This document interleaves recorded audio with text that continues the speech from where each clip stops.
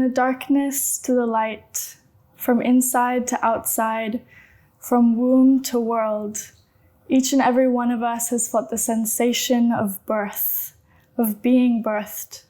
We all start in the same place.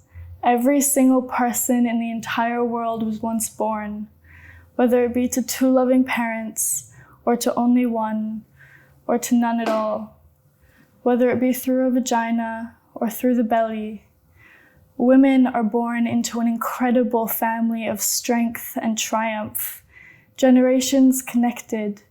We are born with the courage and pride of those before us in our veins.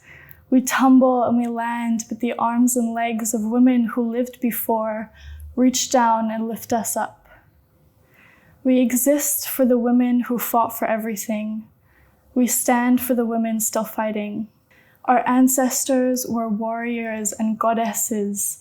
They were women who ran with wolves. Through blood, sweat, and tears, women discover their inner Kali. We experience pain on a cycle for years and years.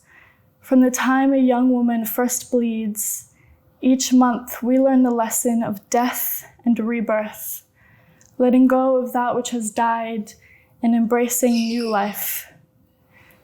The ultimate in embracing new life is the expectation of a baby.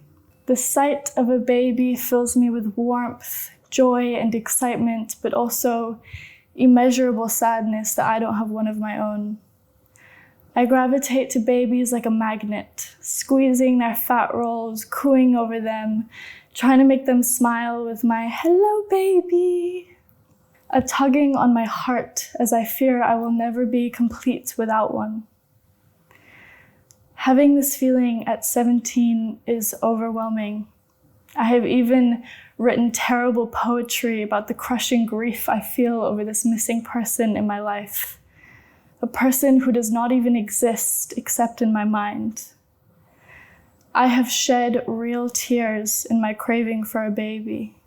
A trip to Japan, a cozy home in Kyoto stuffed with mismatched furniture, warm summer breezes, lying on the floor with a tiny fan to keep us cool.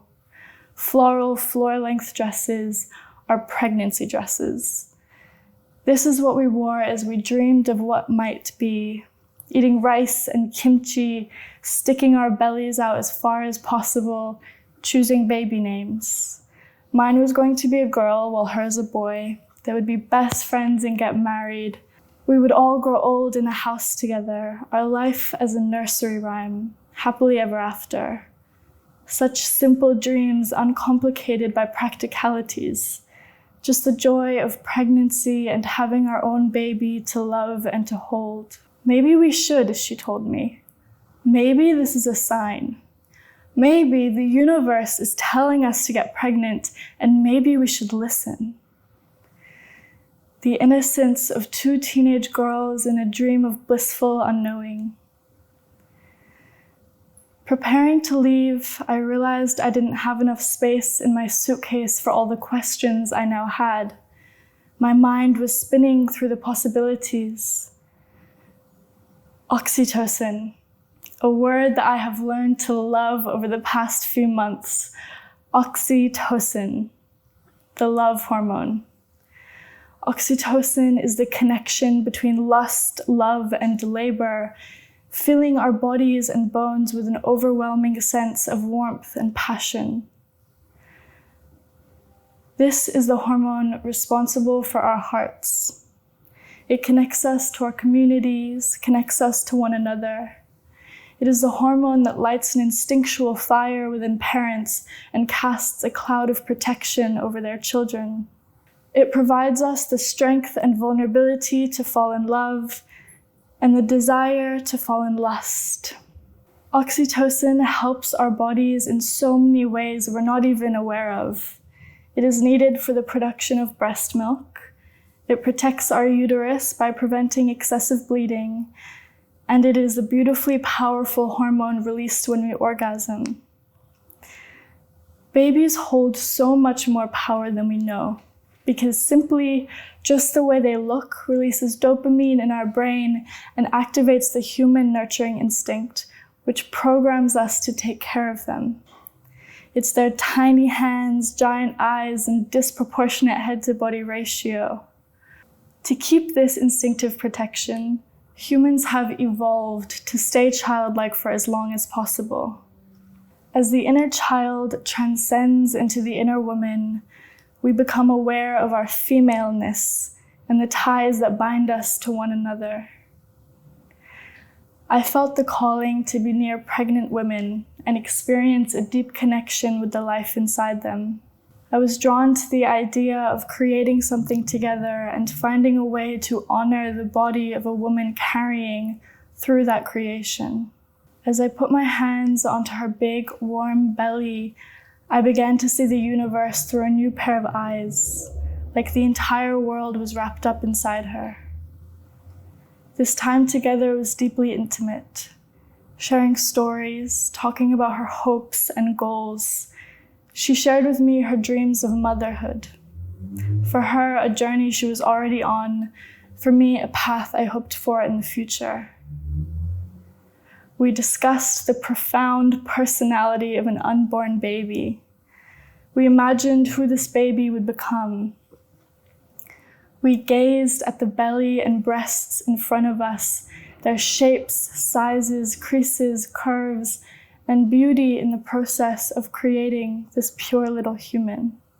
The vulnerability and strength of each woman amazed me, each of them with a deeply diverse past and path. There is a lot to learn from a woman with a belly. It's called labor for a reason. The clouds of pain amidst the climax of birth, just when delivering their baby seems near impossible. It arrives. The golden hour. A sacred time after a baby is born, skin to skin with their mother, vibrating with dopamine and oxytocin. Bringing the baby to the breast for the very first time, nourishing as they crawl to find the beat of her heart. Connecting to one another through the contact of dilated eyes as the journey of motherhood truly begins. As she gives birth for the second time to something just as important as her babe, an ode to the placenta. The constant companion, a womb pillow friend, made of the same luminous fabric of flesh, a whole new organ her body created on its own, to nourish and feed, giving and growing with all the mother has. An ode to the placenta, because in Malaysia it is believed to be the child's older sibling, and in Indonesia, the guardian angel. In Hawaii, the placenta is buried with the seed of a tree, and Nigerians swaddle it in blankets before performing a funeral. In Western medicine, the placenta is often overlooked and forgotten, cut and thrown. We've lost these traditions and ceremonies that celebrate the spirit of life and allow women to receive the support needed for this passage into motherhood.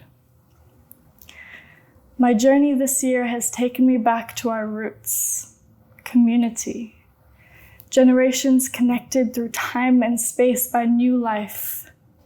Pregnancy and birth are the defining moments in so many women's lives, and surrounding ourselves with the wisdom, support, and trust of other women who have already traveled this journey gives us the confidence to tentatively step onto the path ourselves. I have learned so many lessons here, basking in the glory of femininity, allowing it to wash over me as I learn the potential of my own body, feeling the power in my womb. I want to thank all those who have guided me this far. Harriet, Archita, Ellie, Ninka, Era, and Etta, for allowing me into the sacred world of your pregnancy. And to my own mother, for holding the most precious, safe, and encouraging environment during this essential time of growth in my life. I love you. And to my own daughter, who isn't yet earthside, be patient with me. Be as patient as I wish I was with my own mother. Cherish the moments, lie in the sun and bathe in the beauty of life. As I give you my love and not my thoughts, as I try my very best to be the bow that sends you forth into the world with more love than ever known. To every young woman who chooses to have children, you are our future. Your babies are our future. Your pain, your blood, your growing, your carrying, your stretch marks, your interrupted nights, your ever-changing body. Let us all shower you in love. Let us celebrate the power of the female body. Women, sisters, witches. Give thanks for the extraordinary knowledge that life comes from between our legs and that life costs blood. Women, sisters, witches, I see you, I honor you. Thank you.